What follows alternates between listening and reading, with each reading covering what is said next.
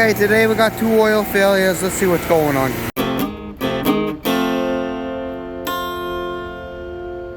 First, let's make a note of what compressors they are. So it's compressor 2. 1,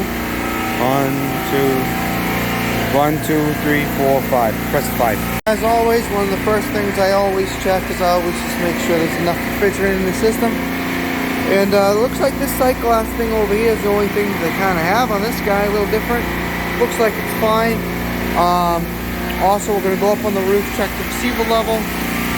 Also, we're just going to kind of take a look and we're going to make sure, you know, are all the set points being hit? So that one's no problem, right? Plus 18 right there, being hit, even with the 2 compressors off. So that would kind of tell me that more than likely we don't have low refrigerant, because if we had low refrigerant, the suction would be low, the condenser would be low, but everything seems to be about where they are. But I'm just going to check the, check the receiver just to do my due diligence, because you should. You can see that this has refrigerant in it, so if it was actually 0, 0, it would be like dead straight down. So the fact that it's at 0 means it has a little bit of something in there. That's how our vendor, well, not our vendor, our customer wants to run their racks, is basically on 0, 5%, super low, which is not really recommended by the manufacturer, but it's what they want. So there's clear sight glass, refrigerant in the reservoir, pressures are right, more than likely we got gas. From here we're going to go over to our oil separator. Now if you look at our oil, will go in here, separates, comes out the bottom, comes up here, right, and you got an oil sight glass right there, comes up here into our reservoir. Now if you look at, we got 1, 2, 3 balls floating in our reservoir, but if you look at, we got 2 compressors on oil failure, and we're going to go look at all the other oil regulators. That one's just about empty, just about empty, just about empty, just about empty, just about empty. So they're all just about empty. I'm going to come over here. So what would be, you got to think about what would be blocking all the oil from getting to all those compressors. It's the only thing in the way is, so this is the in, comes down here, this is the out. We got our oil filter there. So more than likely this oil filter is clogged, but let's go take a look at it, find out. So you can see right here, we're plugged in right here and right there. So on the blue side we got 84, on the other side right there we have 60. So it's a 20 psi pressure drop. This thing is clogged for sure. You know, you think to yourself, well, how do I know that that's not an acceptable pressure drop? Well, unfortunately, according to the manual, it says, due to system variations, it's permitted to recommend an actual pressure drop to you. But it says it should not exceed 45. Now, me personally, I mean, you see a clogged, reservoir that's filled up with oil, your compressor's not getting oil. And one thing you have to consider is that if this pressure is the same as the suction pressure, which it almost is, or close enough to the suction pressure, it's not going to flow to your compressors properly. So I'm just saying, even 10 psi, 12 psi, even 5 psi, I might consider changing it. 2 or 3, maybe it's okay. At least it's not an emergency at that point. But it should be within 1 to 3 psi is what I've kind of seen, maybe 5. Obviously, it took to 20 for it to actually be a problem. So anyway, so we're going to pick up a new one and change it out. I just wanted to show you, here's the manual, so you can see the oil flows into it, right? And what happens is it flows down the center and it pushes out the membrane on the side that strains out any particulates. And then it runs up the side and it goes out the out. So we'll see when we take it out that all those membranes right there that is supposed to flow out of the side, they're all clogged. So let's go pick one up and figure this out. Obviously, to pick one up, you just take the number off the side, and it's going to be a core for this housing, and you go to your local supply house. Mine's United Refrigeration, just what I do. Okay, went to the store quick, bought this filter, OFE1. So this is it. It's a core that's going to replace it. So we're going to go put it really quick just to show you, just if you care, interested in, $117 a piece. Okay, we're back now. We got a filter. We're all hooked up. So first off, what I did was close off this valve all the way. That puts that in. Now this is isolated on this side. Now the only other way out is over here. You go down over there, turn that hand valve, isolate it over there. So now I'm isolated there, isolated there. This way's in, this way's in. There's only two ways in and out. Isolated, good to go. Now I hook this up to my gauges. Goes right over to my gauges. I'm gonna open them up now. Open up the blue to the red. And now we're gonna follow the red. The red goes around to the other side to this recovery machine. The red comes through there, goes into the in. So this is gonna suck it in and then push it out into the suction header right there. So it's gonna recover it out of there into the suction side. Now, will it recover some oil? It might recover a little bit of oil, but it really won't recover very much. Now you could actually just connect it right to your suction side, have it pull down the suction pressure, but the suction pressure for the system's so high that it's really not going to make any difference. If it was like a low temperature, I might do that first, but for this one, I don't even want to bother with it. So I'm just going to turn it on just like that. I'm going to let it recover down into a small vacuum. Yeah, then we'll see where we're at.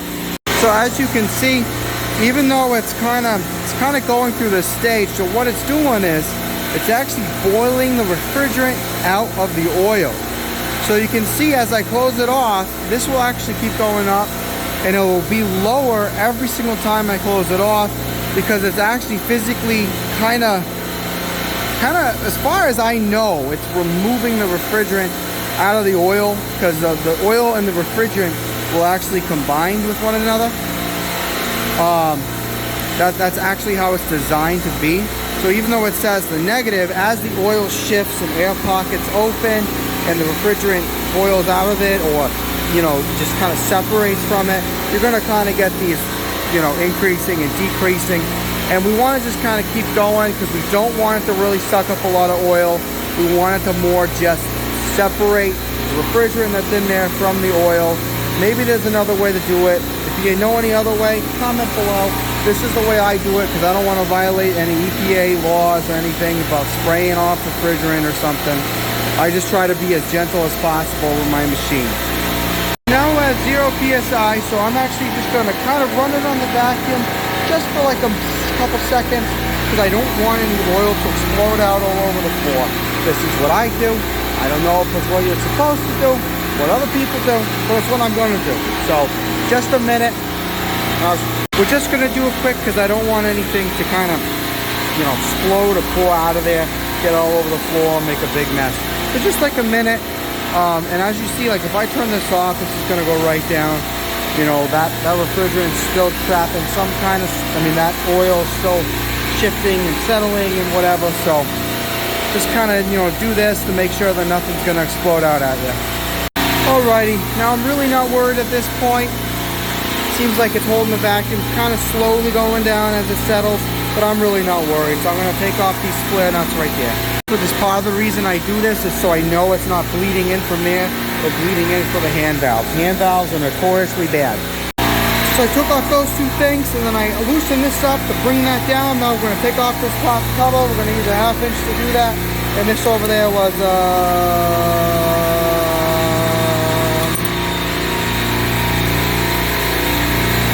9/16. See, I took this thing off right there. I took it off in the stop pattern. You don't have to, but that's what I did. So now we're going to take that out. Taking it out. Gonna put in a new one. See how that one's black? This one's white. Clean? Not clean. Comes with a gasket. Replace the gasket. Spray it with some degreaser. This one's specifically HVAC degreaser. Spray it.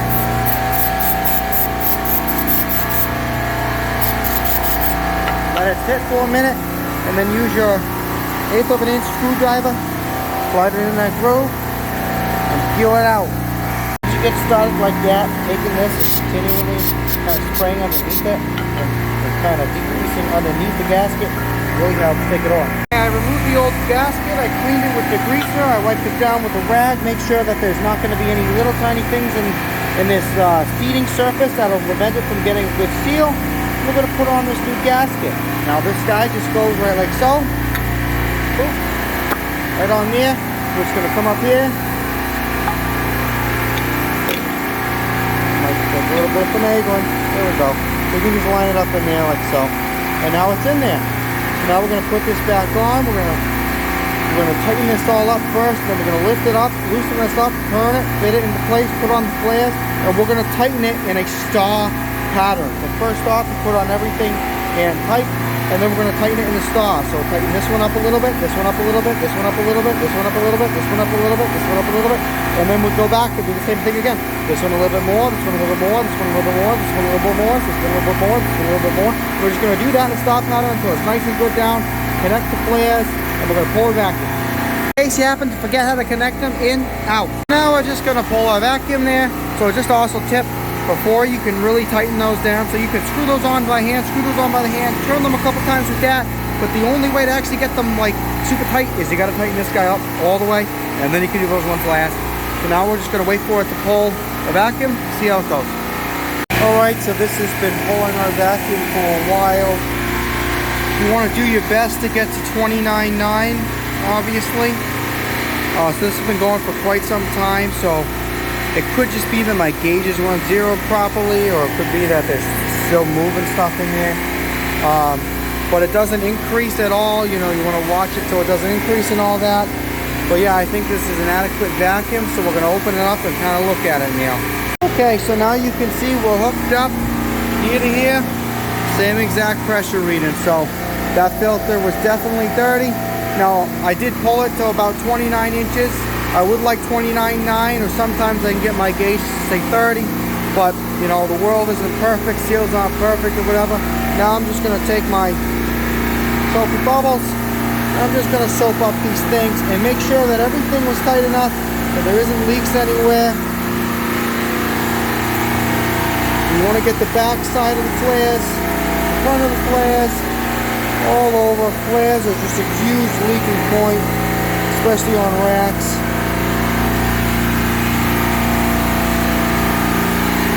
Want to make sure there's nothing leaking. I'm going to give it a minute, take a look at it. I think it'll be alright. You can see already we've drained the ball out of it, so that was definitely the issue. From here we're just going to take the oil out of our gauges. This is just part of taking care of them, so you can see that side glass is filled with oil. We're going to push them out. So what we're doing is we're taking this suction, feeding it in, going across the manifold, all the way down, liquid, all the way across the manifold down to the suction. Now, you don't want to do it too much, you know, you don't want to hurt a compressor, but doing it for like 30 seconds won't hurt nothing. So you see how that's see-through now? There's no more oil in there. Turn it off. Gonna unscrew it. Open it up again. Flow all the high pressure into the low. And now you're good to go. Your gauges are cleared of oil. Anyway, I hope you learned something today. Thanks for watching. Please like, subscribe, and all that. Comment below if you have any advice, or if you have any ways that you did it that might make it easier for someone else learning how to do it. Anyway, thank you. Have a good one. And that's how you do it.